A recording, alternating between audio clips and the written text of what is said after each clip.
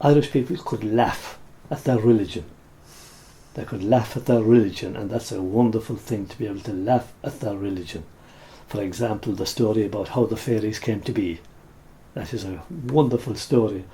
It has Michael the Archangel standing on a rafter above in heaven making the tea. I mean, how much more funny could you get? Michael the Archangel making tea above in heaven, standing on a rafter, whereas Lucifer with the chair, the golden chair that he has stolen from God. God was out in the bathroom, doing whatever is to be doing. He comes in, pulling up his trousers, and sees the floor of heaven opens, and down goes the chair, and Lucifer in it, down into the pit, and that of course from the heights to the depths. But Michael the Archangel over there making the tea and said, "Master, do something quick, or we'll be here alone." And God, "Oh, you're right," closes the floor of heaven and everything stops. But by then, of course, too late. Lucifer and the chair have fallen down into the dark place where he is today, as the dark fellow, the devil, and of course the ones that were falling with him, thousands of them, there below with him as the devils, but the ones that were still falling, everything stopped, and the ones that are still falling, the ones that are still in the air, they today are the air fairies. The ones that have fallen to earth are the earth fairies in the forts and all the rest of it. The ones that had fallen into water, rivers, lakes, seas, they're the water fairies today.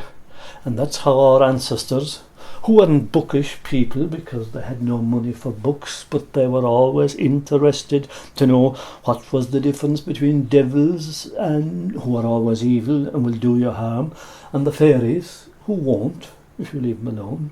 Be nice and they'll be nice. And the difference between the different classes of fairies: earth fairies, water fairies, air fairies. They were curious people, our ancestors. They wanted to know, they knew there was differences between these and those, but they also had a sense of humour about their religion. Like the Archangel making tea, and especially when you consider tea only came to Ireland in the 19th century, but these were the stories that were being told around the fire in Ireland. When you had to, tell a better story than you, and you had to tell a better story than me, or otherwise you'd be thrown out.